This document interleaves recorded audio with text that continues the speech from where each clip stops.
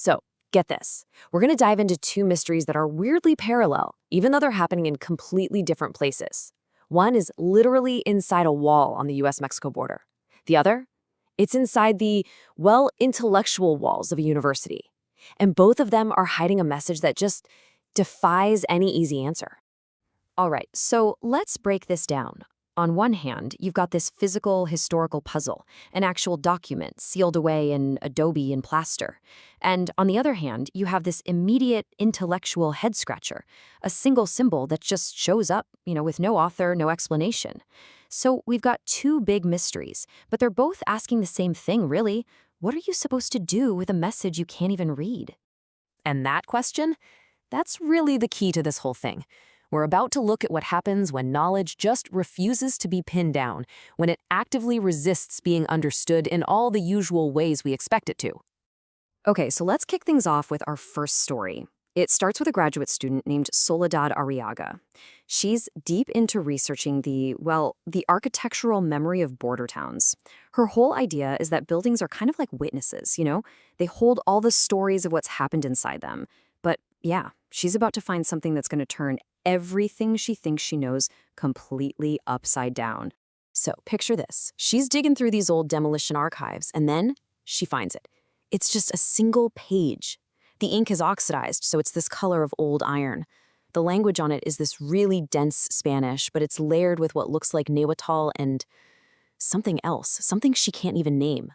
And the craziest part, down at the bottom where the author's name should be, the ink isn't faded at all. No, it's been deliberately written over again and again until it's just this impossible, unreadable knot of ink. And this is the moment it all clicks for her. This completely changes everything. Her old dissertation idea? It's wrong. The building wasn't a witness. It was a silencer. And her job isn't to be some detached academic interpreter anymore. It's something else, something much more fundamental. She has to, as she puts it, unseal the throat. So that one single page, it sends Soledad on this incredible 7-year quest. I mean, she completely abandons her old research and just follows this unreadable message, trying to figure out what it even means to give a voice back to that kind of silence. And this is no straightforward academic treasure hunt, believe me. It's more like a spiral into a totally different way of knowing things. First, a cryptographer tells her the name isn't hidden, it's overpresent. Like it's been written so many times it erases itself. Then she totally changes her dissertation to architectures of illegibility, which you can imagine really confuses her advisor. She even goes and stands in the parking lot where the building used to be, and she can just feel it, like it's still broadcasting something. And then, after all that, she finds the script again, but this time it's not on paper, it's inscribed on a living person. All right, so her search finally leads her to this woman named Boca.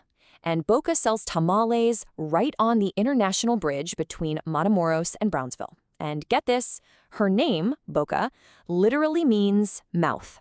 Kind of perfect, right? And Soledad sees it right away. There, scarred into Boca's arms, is the exact same dense, overwritten script from that document. Boca tells her it's called the subscript, like an underwriting. She says it's the language that was there before everything, before the conquest, before maps started drawing lines all over the land. It's a kind of knowledge that's been passed down for generations of women, not on paper, but literally on their own bodies. I mean, think about that for a second. This idea is right at the core of Boca's wisdom. Knowledge isn't some dusty artifact you put in an archive. It's a living text. It breathes. It bleeds. It's a kind of knowledge held not in your brain, but right there, in your skin. So Boca explains to Soledad that there are these two totally different ways of knowing. The way of the academy, right? That's comprehension. It's all about seizing an idea, grasping it, owning it. It's an act of capture. But then there's Boca's way, compañía.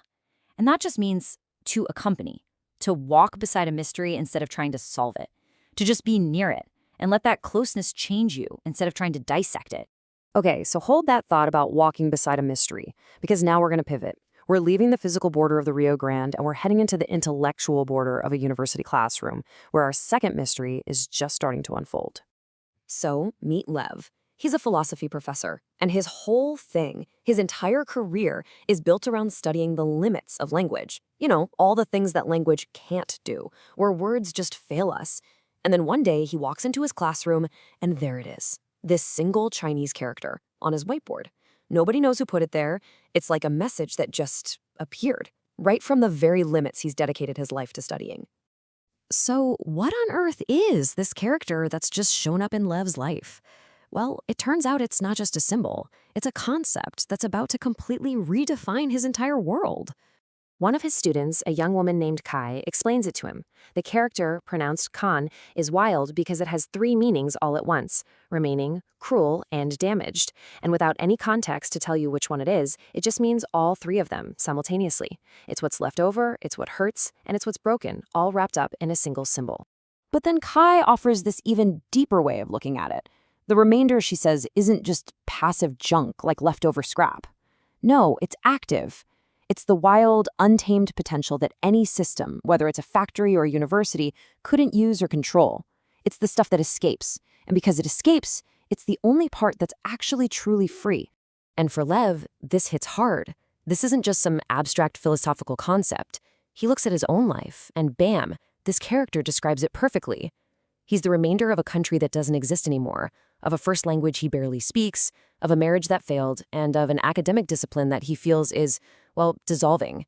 He realizes he is the remainder.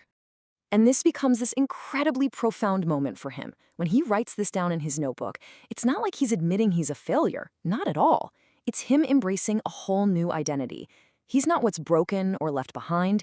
He's what has survived outside of the system's control. Okay, now let's bring these two stories back together, because you have Soledad's living, unreadable subscript on one side and Lev's active, untranslatable remainder on the other. And believe it or not, they're about to connect in a really powerful and honestly pretty unexpected way. So Soledad listens to Boca, she goes back to Austin, and she just stops. She stops trying to write her dissertation about the subscript, and instead she gets a job in a bakery. And as she's working with the dough, something incredible starts to happen. The patterns, her own version of that subscript, they just start appearing on the crusts of the bread she bakes. The language has moved again, from walls and skin, now into food, into nourishment. And sure enough, a professor from the university hears about this and wants to study her and her bread, capture it for the academy. But Soledad warns him away. She tells him this knowledge can't be consumed by his system of analysis. It has its own life, its own agency. This bread, she says, eats back. And that's it right there. That's the connection. The bread that eats back and the remainder that acts. Soledad's bread that resists being studied and instead just feeds people. That's the subscript made real. And Love's remainder, that wild potential acting outside the system, it's the exact same force. They're just two different ways of talking about the incredible power you can find in the things that are overlooked, discarded, or just plain unreadable. And it all comes back to what Boca said. Her wisdom is really the key to both of these stories. That true knowing isn't about capturing an idea. It's about letting go. It's about giving up that desperate need we have to translate and control and understand everything. And just instead allowing ourselves to be in its presence and be changed by it. So that really just leaves us with one final question to think about.